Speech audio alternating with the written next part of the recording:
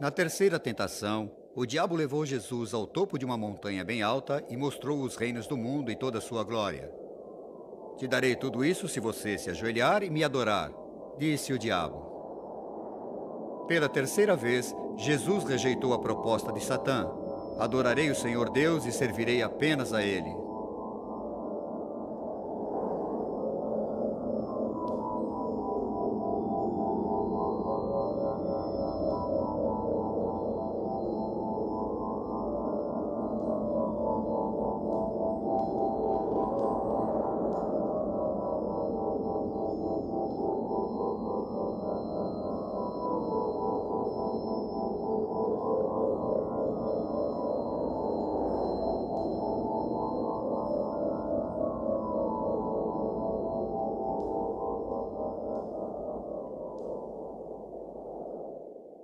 As tentações vivenciadas por Jesus não eram aquelas que esperaríamos ter que vivenciar, pois a intenção era que ele fosse tentado a criar o reino de Deus aqui na terra, utilizando métodos errados. A primeira tentação, transformar pedras em pão, foi a tentação de obter sucesso por meios econômicos. Alimente o povo, lhes ofereça bem-estar material e você os conquistará. Essa é a mentira da filosofia marxista, que existe uma resposta na economia para as necessidades humanas. Jesus sabia que a humanidade teria que beber da água viva que somente ele forneceria. E só então ele estaria verdadeiramente satisfeito. A segunda tentação foi para que Jesus criasse seu reino impressionando a multidão. Apresente-lhes um show, mas esse método sempre estará fadado ao fracasso. Deus criou o homem com vontade própria, assim como emoções. Deus quer que nós o amemos e o sirvamos com a nossa mente, e não apenas porque vimos um show. A última tentação foi para que Jesus se comprometesse. Construa o reino de Deus usando a política ao invés de meios espirituais. Mas Jesus se recusou a reconhecer a grandeza do diabo, pois ele sabia que o pai de todos os mentirosos estava mentindo. Os reinos do mundo não lhe pertenciam e, portanto, o diabo não os poderia lhe oferecer. Jesus teria que ganhar o mundo, não com a ajuda da espada, mas sim com a cruz.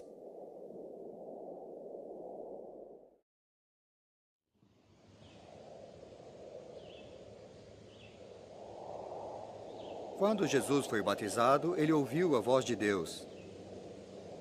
Quando ele foi tentado no deserto, ele ouviu a voz do diabo.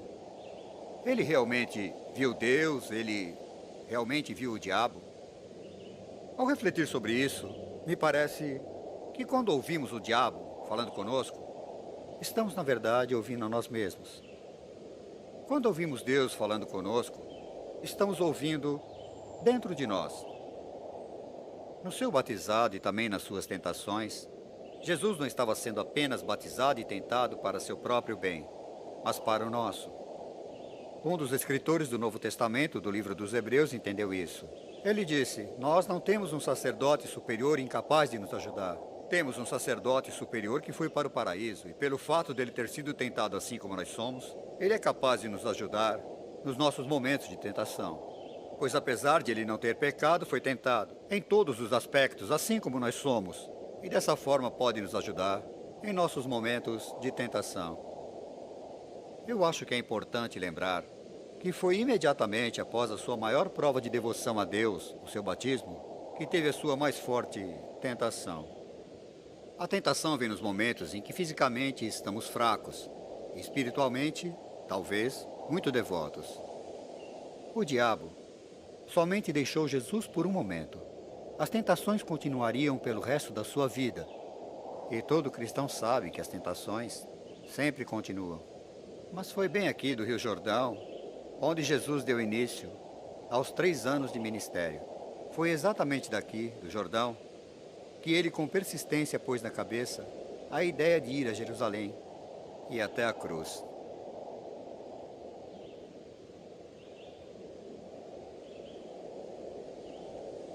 Distribuição Mundial Filmes.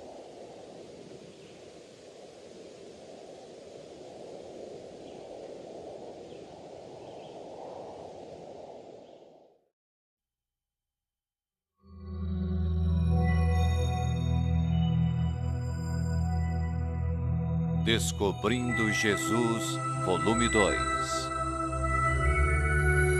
Episódio 4. Os discípulos de Jesus.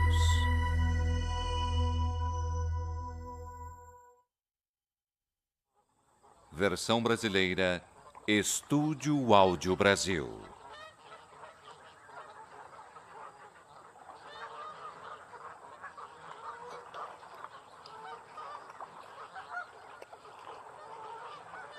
Durante anos, o Mar da Galileia foi fonte de renda certa e constante para aqueles que moravam às suas margens. Todas as noites, durante séculos, pescadores preparavam seus barcos para passar a noite pescando no lago.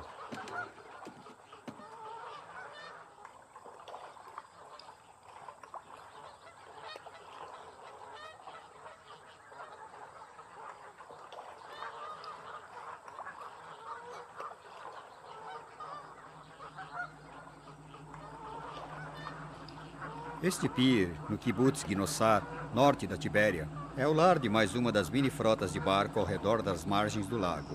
Esta noite, eles estão em busca de peixes como sardinhas, que são atraídas para as redes pela luz de candeeiros no fundo dos 4 pequenos barcos. Esses barcos são puxados por um barco maior enquanto a rede é jogada.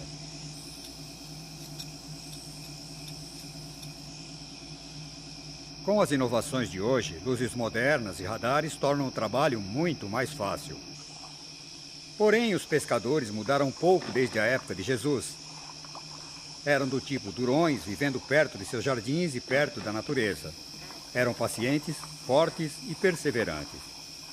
Quando Jesus começou a formar um pequeno grupo de discípulos no início da sua campanha, ele primeiramente veio até aqui, para a costa da Galileia.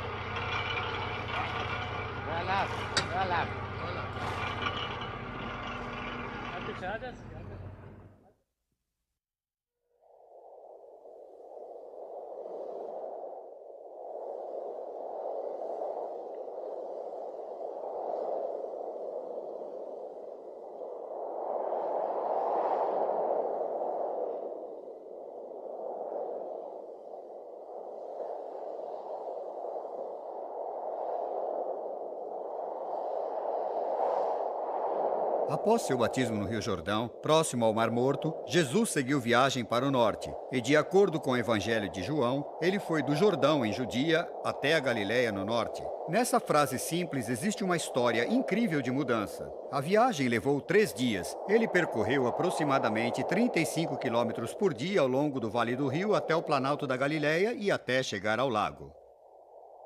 Após uma rápida estadia em sua cidade natal de Nazaré, ele se mudou para a cidade à beira do lago.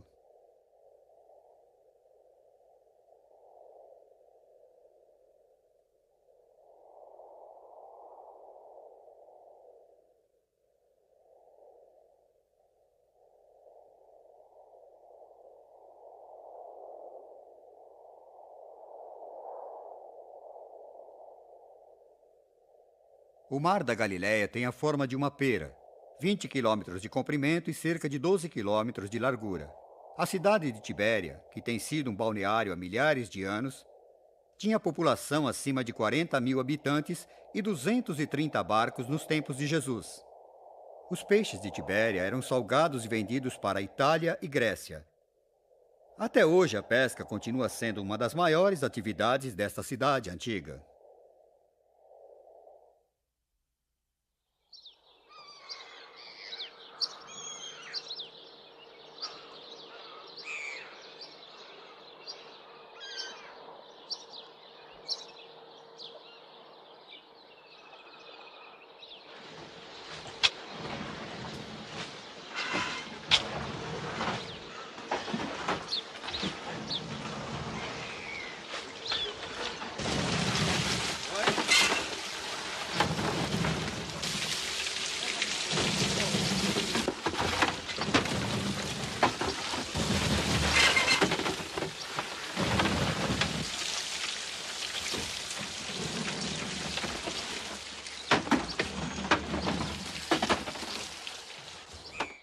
Após o seu batismo ao sul do Mar Morto, Jesus deixou a região do Rio Jordão e veio até aqui, ao Lago Galileu. E ali ele chamou seus primeiros discípulos, e um grupo de 12 deles foi a sua maior companhia pelos 3 anos seguintes. E depois de sua condenação e ressurreição, eles levaram a mensagem pelo mundo. Que grupo memorável de homens eles eram! Primeiro de todos tinha André. Ele foi um discípulo original e durante toda a sua vida, André sempre foi uma pessoa obediente. Acredito que ele tenha sido uma pessoa doce. Pois quando olho para a vida de André, o vejo sempre apresentando alguém a Jesus. Primeiro ele ouviu João Batista dizer: Cordeiro de Deus que tira os pecados do mundo. Depois ele chamou seu irmão Pedro e disse: Encontramos o Messias. E levou seu irmão a Jesus. Em seguida ele encontra uns gregos e os apresenta a Jesus. E há também a história do garoto com o pão e o peixe, vocês se lembram? E ele apresenta o garoto a Jesus. Ele sempre foi obediente. E foi André que passou o resto de toda a sua vida na Macedônia, na parte norte da Síria, no Mar Negro, pregando a palavra de Jesus e, por fim, no norte da Grécia. Ele foi crucificado pela sua fé, em uma cruz em forma de X, conhecida para sempre como Cruz de Santo André. Utilizamos até hoje, é claro, na bandeira da Grã-Bretanha e da Austrália. Seu irmão Pedro, que se tornou o líder dos discípulos, foi um homem extraordinário. Forte, tempestuoso, argumentador, um homem que naturalmente se tornou um líder diante dos outros. Ele sempre foi colocado em primeiro lugar na lista dos 12 discípulos e acredito que isso se deu porque viram nele um homem de grande liderança. Após a ressurreição, ele pregou a palavra de Jesus por todo o mundo. Mas, diferentemente do apóstolo Paulo, ele não tinha ninguém com ele para documentar as viagens e os trechos percorridos e por isso sabemos muito pouco sobre ele. Com exceção de que, ao fim da sua vida, ele estava em Roma, para onde retornou, e onde foi processado e morto, crucificado de cabeça para baixo, pois ele não se considerava digno de ser punido da mesma maneira como seu mestre. 2 outros irmãos vieram da mesma região. Eles estavam em um desses barcos que puxam outros menores quando Jesus apareceu diante deles. Eles estavam costurando as redes e Jesus disse: Venham, sigam-me. E eles imediatamente largaram as redes de seu pai Zebedeu e seguiram Jesus. Eles eram argumentadores e pessoas do tipo tempestuosas. Na verdade, eles costumavam brigar com tanta frequência que ficaram conhecidos como filhos do trovão. Um deles, Tiago, foi decapitado pelo rei Herodes I. E o outro, João, ficou conhecido como discípulo do amor. Ele escreveu as cartas do Novo Testamento, o livro da Revelação, e foi morto, cozido em óleo, como um homem velho da ilha de Patmos. E seu corpo foi levado a Éfeso, onde foi enterrado. Esses foram os primeiros 4 discípulos escolhidos por Jesus.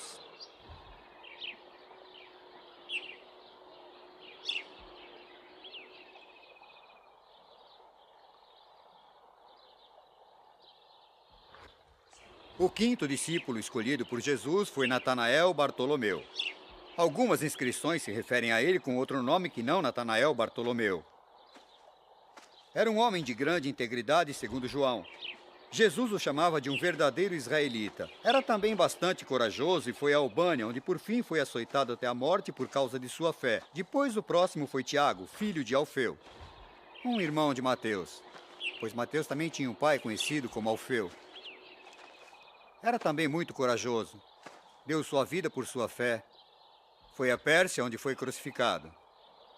Haviam 2 Judas, um que é sempre mencionado como aquele que não o Judas Iscariotes, para deixar claro que não foi aquele que traiu Jesus, e o outro Judas, o Iscariotes. O primeiro Judas, não o Iscariotes, o Judas Tadeu, como era frequentemente chamado, foi um homem que esteve sempre muito perto de Jesus, um discípulo muito amigável e muito dedicado. Por fim, pregou na Mesopotâmia e na cidade de Jericó foi morto com golpes de machado e pedras. O outro Judas, claro, era o Judas Iscariotes. Ele era o único apóstolo procedente da Judéia e sempre foi uma pessoa trágica e solitária. Os outros vieram da Galiléia, da região próxima do mar, mas ele veio do extremo sul.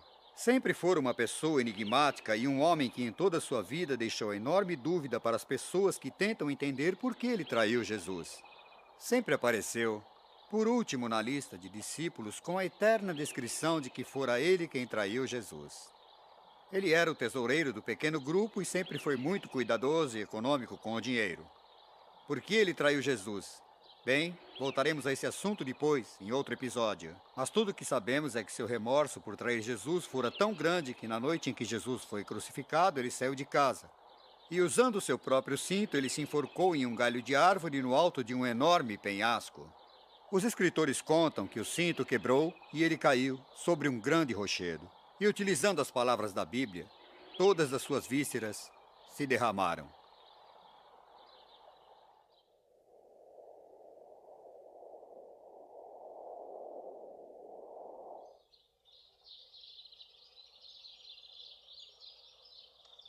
Mateus foi um daqueles discípulos que ninguém esperava que fosse se juntar ao grupo de discípulos.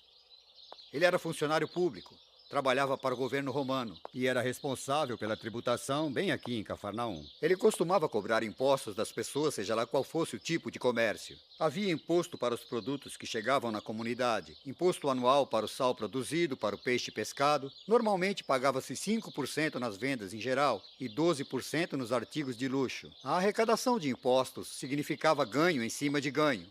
E quando olho a vida de Mateus, eu vejo que ele foi a pessoa mais incomum, mais improvável para ser um discípulo. Nenhum judeu gostava de um cobrador de impostos, e essas pessoas, é claro, em sua própria vida rejeitavam completamente o tipo de trabalho que pessoas como Mateus desempenhavam. Por exemplo, qualquer pessoa que tivesse que pagar impostos não receberia troco de um cobrador de impostos diante da postura que eles tinham. Nenhum dinheiro que viesse do cobrador de imposto poderia ser usado no ofertório da sinagoga. Ele era uma pessoa incomum e ainda assim Jesus foi até a sua tenda e simplesmente disse: "Siga-me."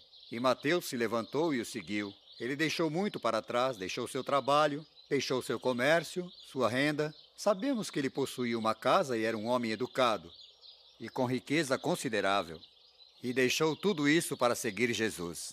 Usou a sua educação para escrever e mais tarde escreveu um dos mais profundos textos da literatura, chamado simplesmente o Evangelho segundo São Mateus. É sempre posto no início do Novo Testamento, entre o Novo e o Velho Testamento, pois ele mostra como Jesus foi a realização de todos os desejos dos testamentos. Pregou na Etiópia e foi em Pátia, onde foi morto, por causa de sua fé.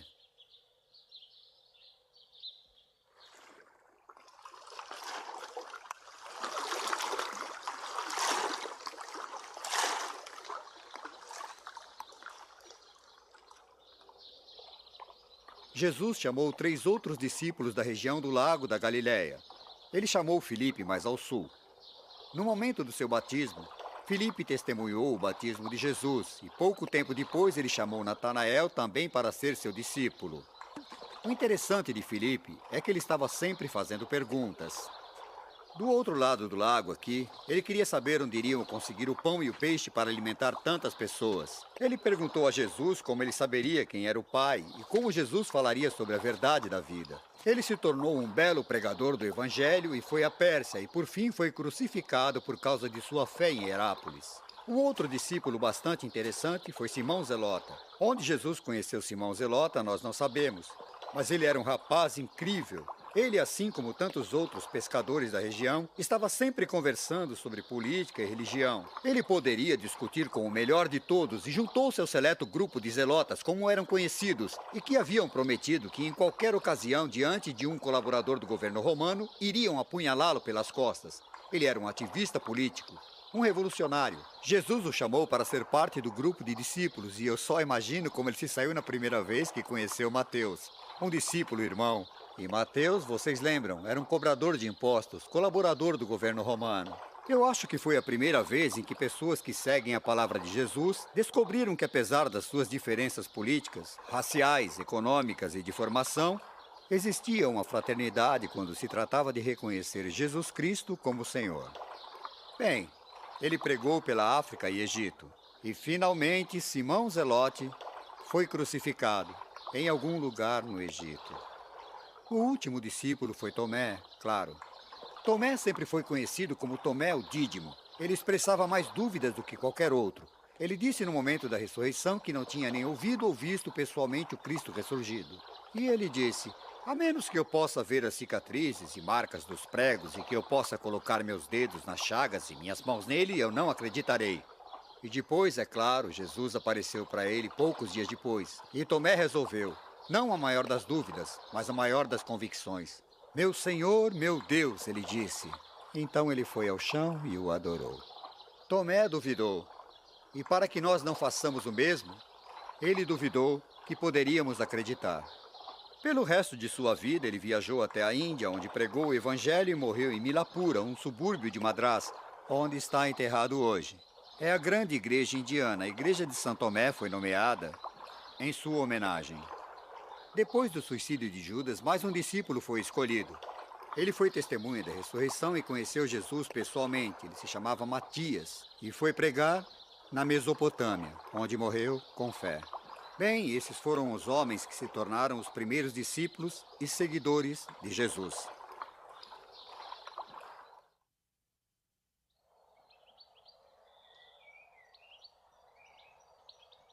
Se ele foi o Filho de Deus, você pergunta, por que discípulos? 2 motivos. Primeiro, ele queria que a sua mensagem se espalhasse pelo mundo. E qual outra maneira melhor do que ter um grupo de amigos que conhece seus ensinamentos e passe para outras gerações? Ele queria que sua palavra fosse espalhada mundo afora. E seus leais discípulos conseguiram fazer isso. Não há dúvida, eles foram eficientes. Até a data da morte de João, foi estimado que havia aproximadamente 1 milhão de cristãos espalhados pelo mundo romano. Jesus escolheu seus discípulos de 3 maneiras. Primeiramente, ele apenas chamou qualquer pessoa que quisesse juntar-se a ele. Siga-me, disse ele. Com frequência, ele chamou indivíduos, mas chamou também grupos de pessoas. Venham, sigam-me, venham a mim. Eram convites abertos a todos.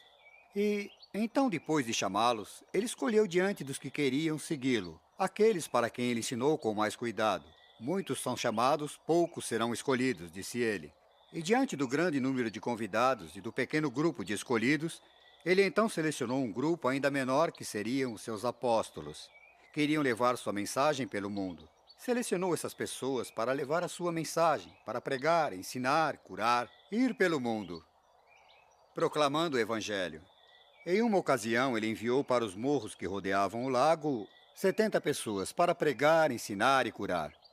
E depois, é claro, ele escolheu e selecionou os 12, que não seriam mais chamados de discípulos, mas sim de apóstolos. Esses 12 viajaram com ele durante 3 anos por toda a Galiléia. E enquanto viajavam com ele, passavam dias e noites.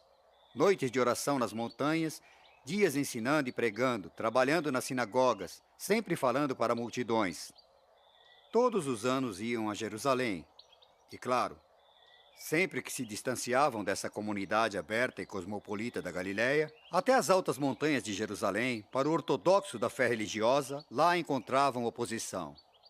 E cada vez que Jesus for atacado, por causa da sua atitude liberal diante das antigas doutrinas, ao ser crucificado, seus discípulos com medo fugiram. Um o negou, um o traiu, e os outros fugiram. Mas o impacto da ressurreição foi tamanho que eles voltaram com coragem e determinação e levaram sua mensagem por todo o mundo, proclamando o Evangelho.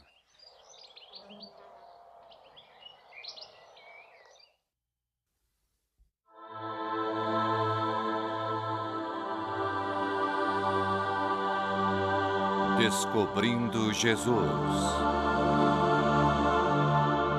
Episódio 5. Os ensinamentos de Jesus.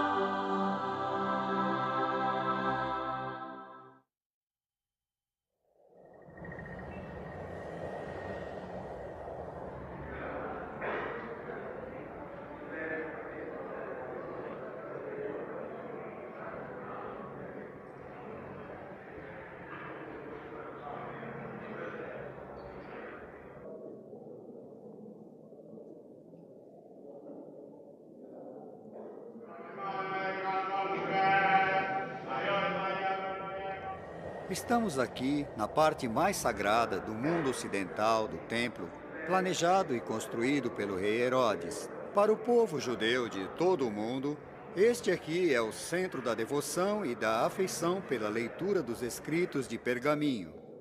Este é o Salão dos Escritos, onde os famosos e lindos textos antigos do Toral das doutrinas estão guardados.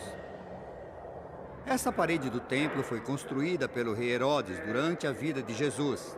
A parede do templo tem 600 metros de altura e acima de nossas cabeças, o grande templo foi construído.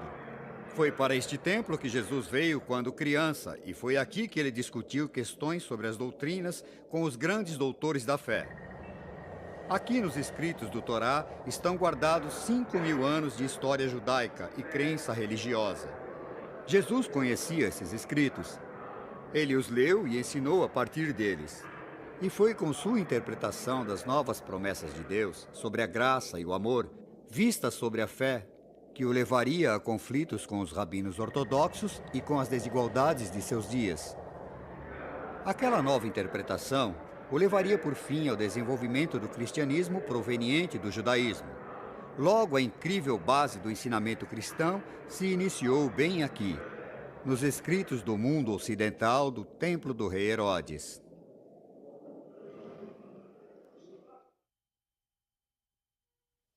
Entre a Tibéria e a antiga cidade de Cafarnaum, às margens noroeste do Mar da Galileia, fica o Monte das Beatitudes, local para o qual Jesus trouxe um novo sentido para a doutrina de Moisés e dos profetas.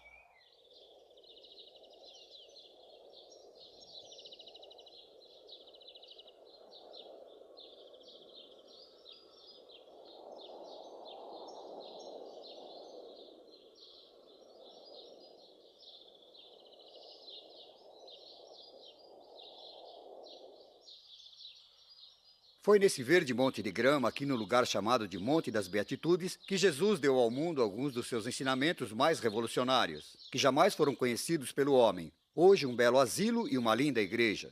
Conhecida como a Igreja do Monte das Beatitudes, serve para nos lembrar a mais poderosa exposição já apresentada às pessoas, e foi chamada de o Sermão da Montanha. Houve um tempo quando Mahatma Gandhi foi questionado quando estava na Índia pelos seus seguidores. Qual era o segredo de sua tamanha força e poder? E tirando debaixo da sua vestimenta um pequeno livro, ele o mostrou às pessoas e Mahatma Gandhi indicou que aquilo era uma cópia do Sermão da Montanha, das palavras de Jesus. Depois de refletir durante um tempo, os ensinamentos de Jesus me parecem ser tão diferentes de qualquer pessoa e tenho certeza que você concorda. Para começar, são informais. Não eram como de um professor na universidade que escreveu livros, apresentou palestras e escreveu longas dissertações. Seus ensinamentos eram bastante informais e ele andava enquanto falava com as pessoas, embaixo de uma árvore ou à beira do mar. Ele era um professor criativo e falava sobre a vida e sobre as coisas que as pessoas podiam ver ao seu redor. Pássaros no ar, lírios no campo. Ele era bastante visual, capaz de falar sobre um lavrador a caminho do trabalho ou um semeador e suas sementes. E as pessoas podiam ver os ensinamentos nas suas mentes. Mas eram ensinamentos bastante autoritários. E ele era capaz de dizer às pessoas: vocês ouviram de outra forma, mas eu estou dizendo para vocês. E havia uma certa autoridade naquilo que Jesus dizia. Era bastante simples. E todos podiam entendê-lo. É claro que aí está o segredo dos ensinamentos de Jesus. Eram tão simples que até uma criança poderia entendê-los, e tão profundos que até o mais sábio dos homens não o dispensaria. Me parece que os ensinamentos de Jesus eram como explosivos com longos fusíveis. Você começa a pensar, e pensa mais um pouco, e eis que de repente ele explode, com longos e maravilhosos poderes.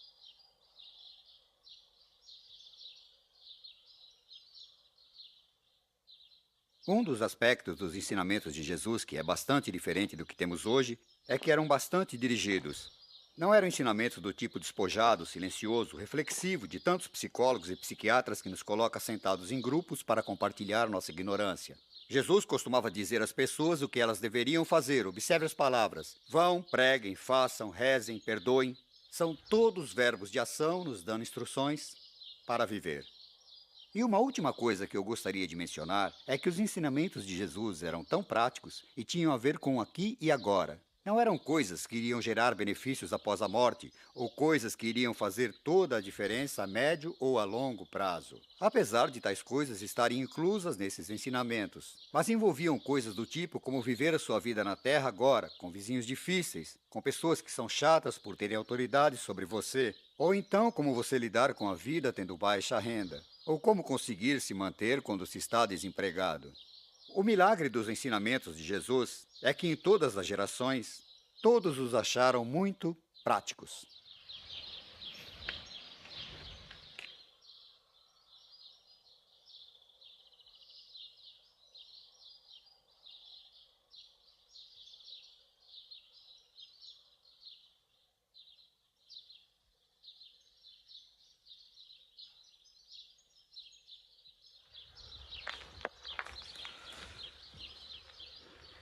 Ao longo da série, temos mostrado uma nova visão dos ensinamentos de Jesus. Me parece que seus ensinamentos estão em 5 categorias.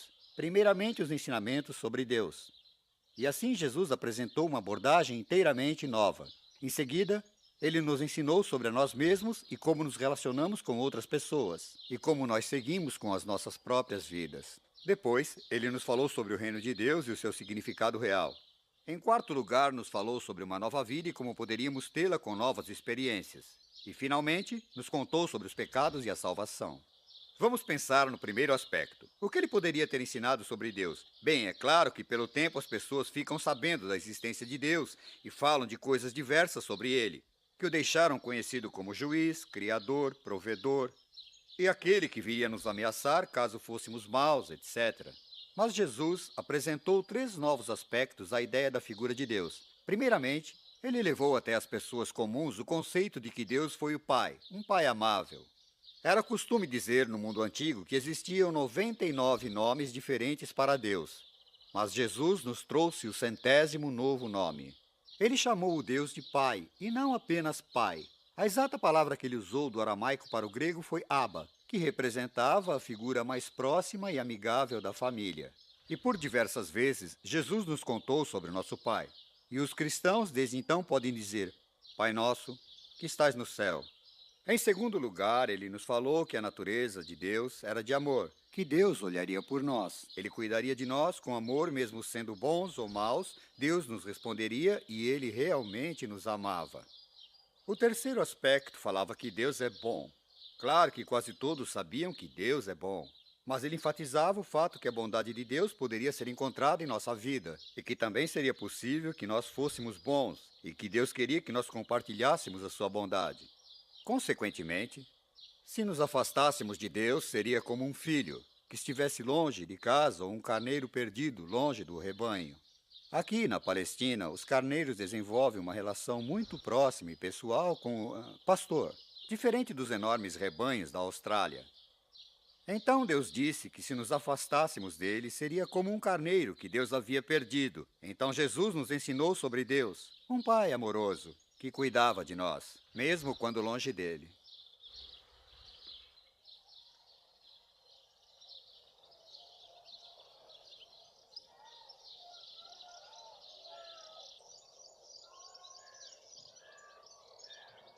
E quando Jesus encontrou uma pedra apropriada, ele sentou-se com suas costas viradas para o vento e se dirigiu à imensa multidão, e falou em uma das mais marcantes coleções de ditos já registrada na humanidade. Ele nunca esqueceu. Ele disse: Felizes de vocês que são pobres de espírito, pois vocês herdarão a terra. Felizes de vocês que têm a mente humilde e pura, pois vocês verão Deus. E ele falou sobre a natureza dessa alegria que nós teríamos. Depois refletiu sobre as doutrinas do Antigo Testamento e disse: Já ouviram o que foi dito? E então listou algumas coisas. O adultério, por exemplo. Já ouviram o mandamento: não cometerás adultério. Mas eu vos digo, nem olhem para uma mulher com luxúria, pois já estarão cometendo adultério no coração. Falou ainda em como devemos controlar nossa raiva, e como a raiva deve ser propriamente expressada, sobre o adultério e também sobre o divórcio.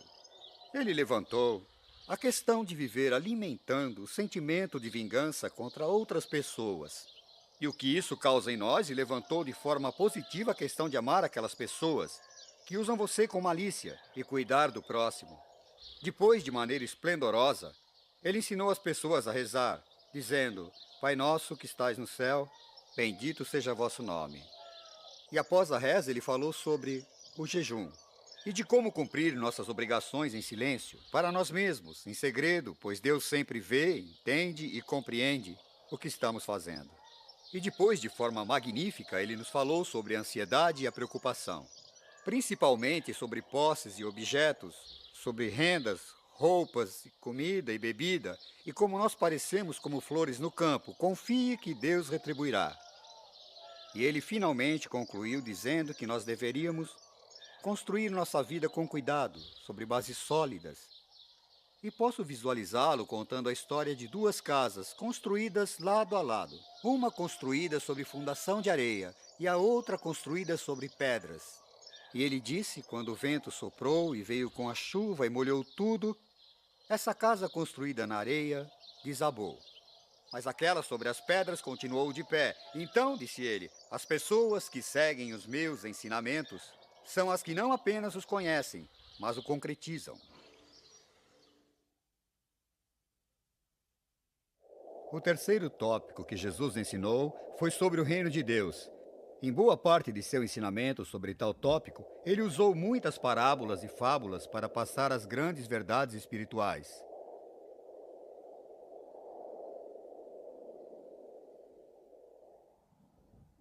A história do semeador, cujas sementes foram jogadas em 3 tipos diferentes de solos, sempre foi muito conhecida pelos seus ouvintes. Jesus disse que o reino de Deus era como um homem que saiu para o campo e espalhou algumas sementes. Algumas das sementes caíram sobre pedras, e já que não havia nenhuma camada de terra, elas logo secaram e morreram. Outras caíram no solo de espinhos, e apesar de terem germinado e começado a crescer, foram logo sufocadas pelos espinhos que cresciam ao seu redor e morreram.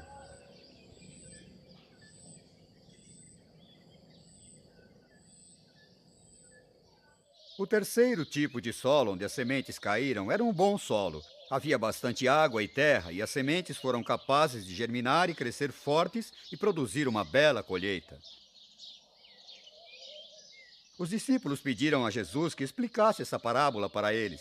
O ponto que Jesus queria chegar era que apenas aqueles que realmente querem servi-lo e estão dispostos a usar o tempo para conseguir uma boa fundação farão parte do reino de Deus. Esse ensinamento sobre o reino de Deus era central a todos os ensinamentos de Jesus. Mateus, como um bom judeu, evitava usar a palavra Deus e preferiu se referir ao reino dos céus.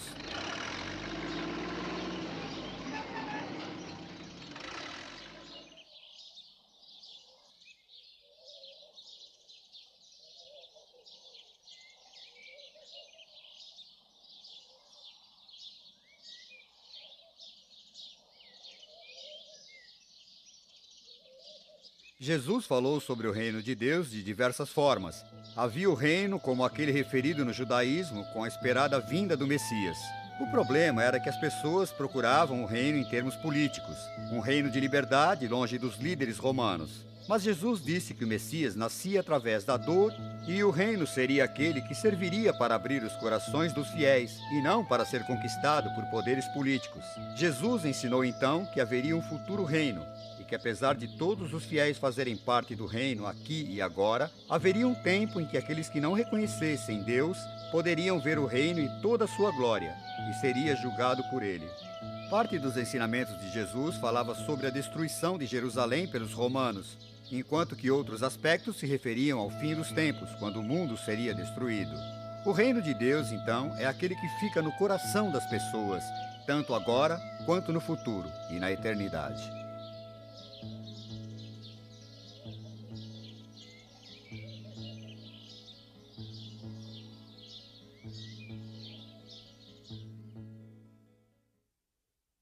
Jesus não fez todos os seus ensinamentos pela Galiléia e também nem sempre falou a grandes grupos de pessoas.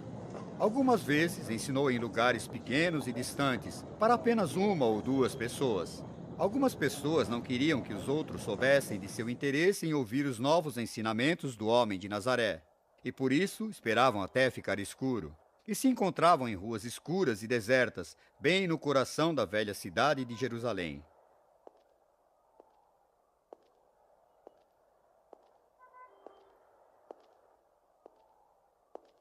Em uma noite fria e escura, pelas ruas desertas da velha Jerusalém, a figura sombria de um fariseu caminhou para ver Jesus. Seu nome era Nicodemos. E ele não concordava com os outros fariseus e as suas atitudes. Ele fez uma grande diferença na maneira como chegou até os ensinamentos de Jesus. Ele queria saber sobre essa nova vida da qual Jesus falava a respeito. Jesus disse, você deve nascer de novo. E Nicodemos respondeu, mas como um homem pode nascer novamente, entrando no ventre da mãe pela segunda vez? E Jesus disse, você precisa nascer com o Espírito de Deus. Em todo o mundo deve haver milhares ou milhões de cristãos que querem falar sobre nascer de novo. e descobrindo novas vidas de uma forma tão dramática que apenas por ter ouvido Jesus falar era como se tivesse nascido de novo. Essa nova vida era o quarto aspecto dos ensinamentos de Jesus.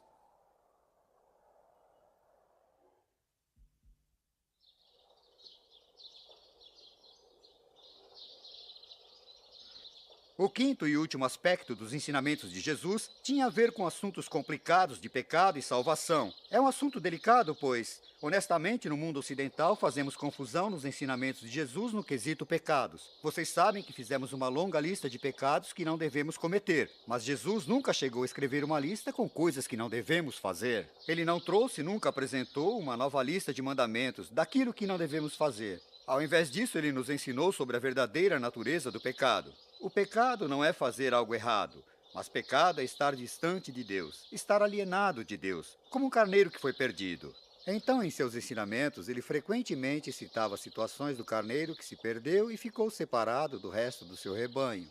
Ou sobre um filho mais novo que saiu de casa e cujo pai ficou preocupado com ele. Estar separado de Deus, ou estar alienado de Deus, significa estar longe do lugar que realmente pertencemos. E o significado real do pecado é estar longe de Deus. Deus nos ama, Ele nos criou e quer que sejamos únicos com nós mesmos. Mas se você estiver longe de Deus, você está fora de si, está alienado. Psiquiatras de Nova York, a Sydney, que sempre conversam com muitas pessoas, querendo saber como eles podem encontrar reconciliação e como podem encontrar unidade com eles próprios, com o mundo onde vivem e com outras pessoas e com Deus. Este é o verdadeiro significado da salvação. Estar salvo significa estar completo, ter sido trazido de volta novamente, trazido de volta a Deus e ser o único consigo mesmo. Os psiquiatras estão sempre nos falando sobre a verdadeira natureza dessa salvação.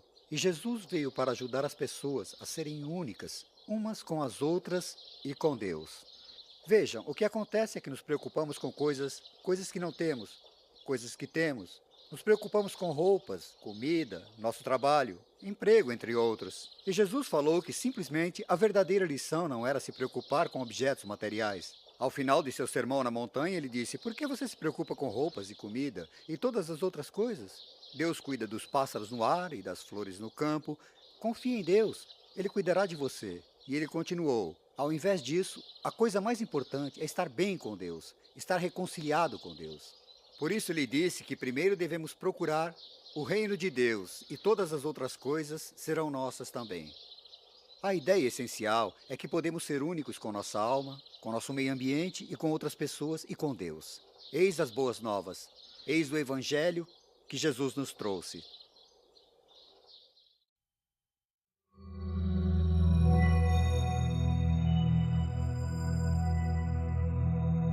Descobrindo Jesus. Episódio 6. As curas de Jesus.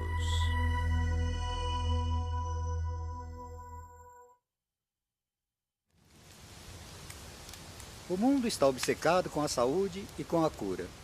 Em qualquer sociedade, o curador é sempre uma pessoa importante. Mas acredito que não deva haver nenhuma outra sociedade mais consciente sobre saúde e cura do que a nossa geração. Na nossa geração, exigimos que até o governo nos pague para nos manter saudáveis. Nos tempos de Jesus, não havia plano de saúde ou benefícios do governo para os doentes. Ao invés disso, eles procurariam o curador, e Jesus, muito rapidamente, ficou conhecido como um grande médico.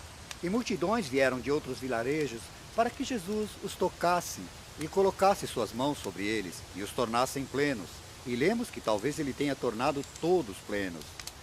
Na sinagoga da sua terra natal, Nazaré, Jesus ensinava o sermão encontrando um pedaço na Escritura que dizia que o Espírito do Senhor está sobre mim, pois ele me escolheu para trazer boas novas para os pobres, recuperação e dar visão aos cegos.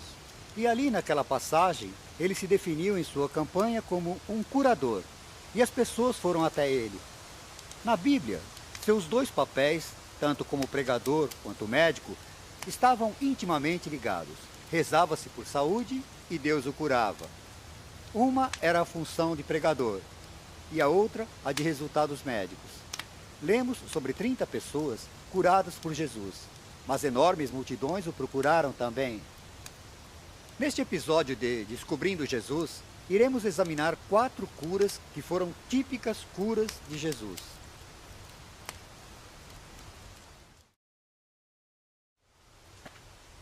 O problema da lepra é que te deixa sem o tato nas mãos, nos pés ou na sua face. Existem diversos tipos de nódulos que aparecem no corpo e então você se machuca. Você machuca o seu pé, você se corta ou derrama água fervente ou o fogo. Mas o que é pior são os ratos que se alimentam de sua carne e você não sente nada do que está acontecendo. Eu já vi ratos aqui com mais de 2 pés de comprimento. Bem, enquanto Jesus caminhava por essa estrada, entre a Galiléia e a Ciméria, 10 leprosos apareceram e disseram: Mestre, tenha piedade de nós. E Jesus os curou e disse: Vão mostrar-se para o padre, que era coisa normal a se fazer caso quisesse provar que se estava curado. E 9 foram embora. E um deles, de repente, se virou e voltou correndo. E caiu aos pés de Jesus e agradeceu pela cura. E Jesus disse: Onde estão os outros 9?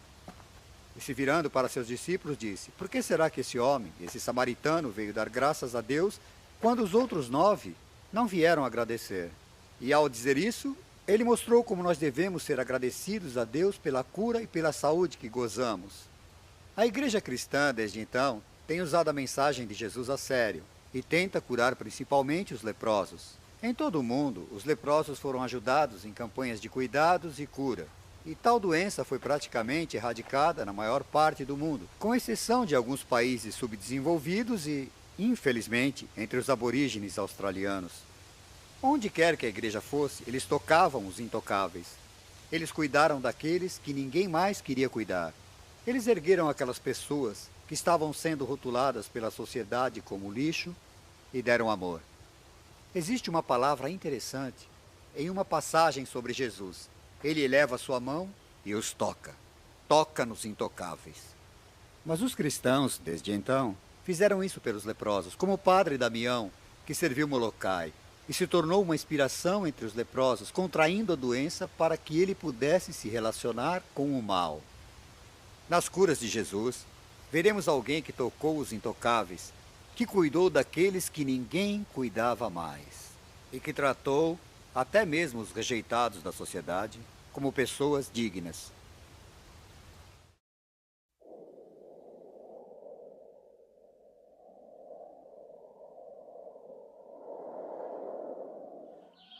Estou em uma das mais memoráveis invenções da engenharia do mundo antigo, conhecida como Túnel do Rei Ezequias. No ano de 680 a.C., o rei Ezequias ordenou que os engenheiros cavassem esse túnel, que percorre 1.750 pés aproximadamente. Em 1880, restava, portanto, apenas uma pequena porção do túnel com entrada de um pouco de água. Arqueólogos encontraram o túnel de 12 pés. Através de uma rede de túneis subterrâneos em Jerusalém, água pura e cristalina corria pela cidade, garantindo que Jerusalém teria um fornecimento adequado de água caso estivessem sitiados durante um ataque assírio ou de qualquer outro povo. Os arqueólogos encontraram no túnel o ponto onde 2 partes da rede cavadas pelos engenheiros de extremos opostos e sem ajuda de instrumentos modernos se encontravam no mesmo exato nível, bem abaixo do coração de Jerusalém. A água daqui flui até o poço de Siloã, e é lá no poço de Siloã que falaremos do segundo milagre de cura feito por Jesus.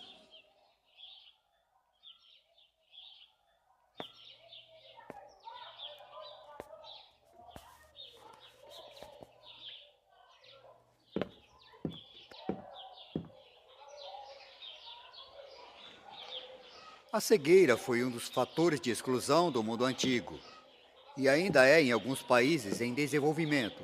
Um cego é rejeitado e alienado pela sociedade, e dessa vez não pelo que a sociedade faz para ele, mas pelo fato deles mesmos serem incapazes de trabalhar para seu sustento e de obterem um lugar na sociedade, e havia muitos cegos no tempo de Jesus. Enquanto caminhavam, Jesus avistou um homem cego, e seu coração se encheu de compaixão. Um discípulo disse: Mestre, o que causou a cegueira desse homem? Foi um pecado dos seus pais ou algo que ele fez? E Jesus se recusou a falar com aquele homem como se ele fosse um mero caso. Ao invés, ele olhou para o homem com compaixão e depois cuspiu no chão. e misturou com um pouco de terra. Os judeus acreditavam que a saliva continha poderes de cura, e com isso ele pôs nos olhos do homem e disse: "Agora vá lavar no poço de Siloã." E o homem foi e lavou, bem aqui no poço de Siloã, e pôde enxergar.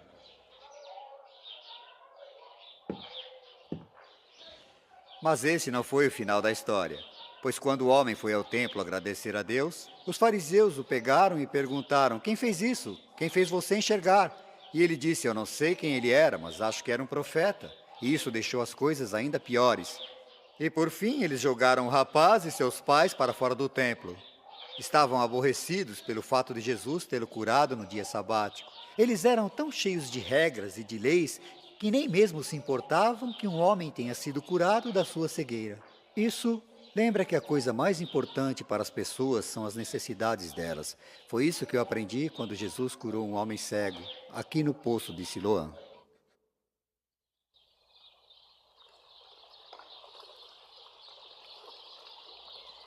A próxima cura que vamos comentar aconteceu na margem leste do Mar da Galileia. Jesus e seus discípulos passaram a noite toda no mar, e tinha sido uma noite de tempestade, e estavam contentes em ver o amanhecer chegar com paz. Navegaram o barco até a margem, ansiavam por um descanso e a chance de preparar um peixe para o café da manhã. Ao se aproximarem da praia, os discípulos perceberam que o tão esperado café teria que esperar um pouco. Esta parte da costa, em especial, era cheia de grutas usadas para enterros. Era também o lar de um homem insano possuído pelo demônio e, logo, rejeitado pela sociedade. Foi esse homem que observou a chegada do barco com um olhar de medo e perplexidade.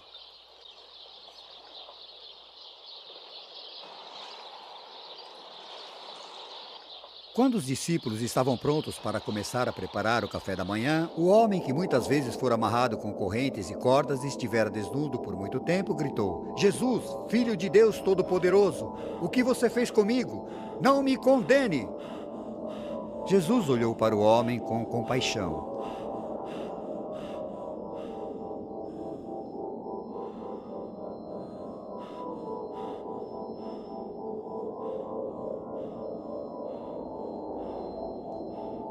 Com a postura de controle, ele ordenou que os demônios o deixassem em paz.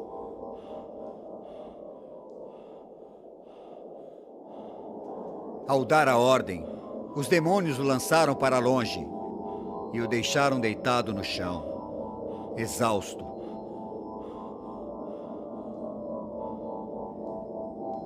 As pessoas do mundo antigo acreditam, assim como muitas nos dias de hoje, que todos os tipos de doenças mentais eram causadas por demônios.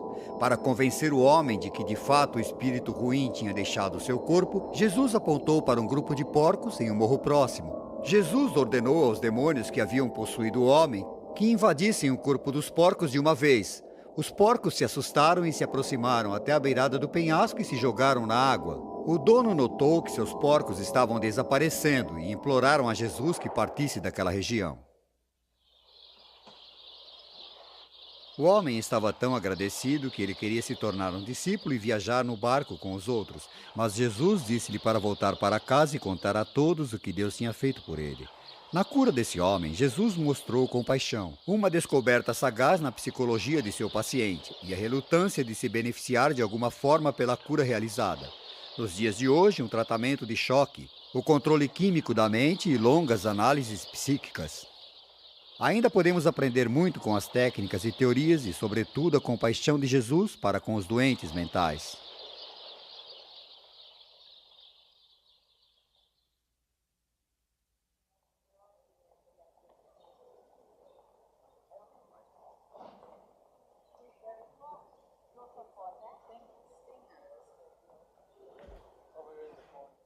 A última das curas que vamos relatar ocorreu aqui em Jerusalém, bem na sombra do grande templo.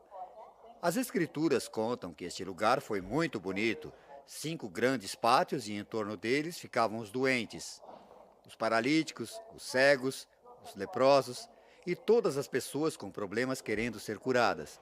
Havia um riacho subterrâneo que corria até aqui e desaguava em 5 poços. Parece que sempre que a água borbulhasse, o primeiro que entrasse na fonte seria curado, independente da doença que tivesse.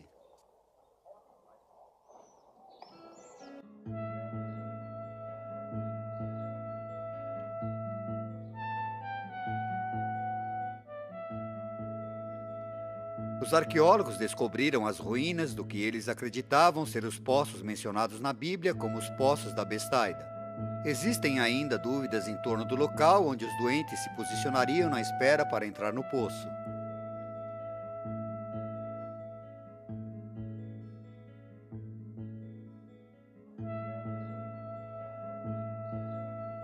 As ruínas dessa igreja do século XV indicam que parte dos cômodos foram usados para armazenar água, usada no templo para os rituais. Se esse for o caso, então essa parte mais profunda não deve ter sido onde Jesus curou os homens. Alguns acreditam que o local onde Jesus atendia os doentes deve então ter sido a parte adjacente do que foi escavada apenas parcialmente. E Jesus disse: "Você quer realmente ficar bom?" E o homem dizia: "Se quero. Estive aqui todo esse tempo, mas o problema é que toda vez que eu vou entrar na fonte, a água borbulha. Uma outra pessoa entra antes de mim." E Jesus olhou para aquele homem com tamanha compaixão. Ele disse: "Levante-se e ande." E ele o fez. E estava curado.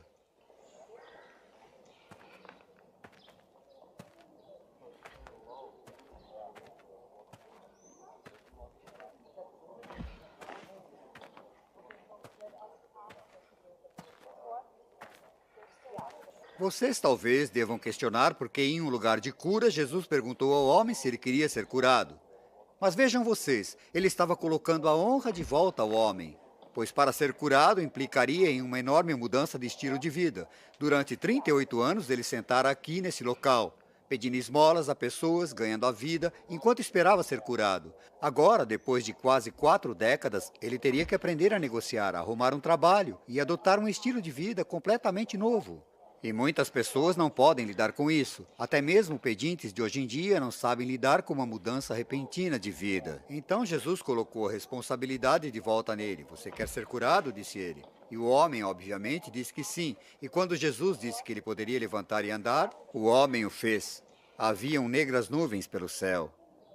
Na corte dos ortodoxos que vieram e viram um homem andando e disseram: aquele homem está quebrando o dia sabático." E foi quando eles planejaram como se livrar de Jesus.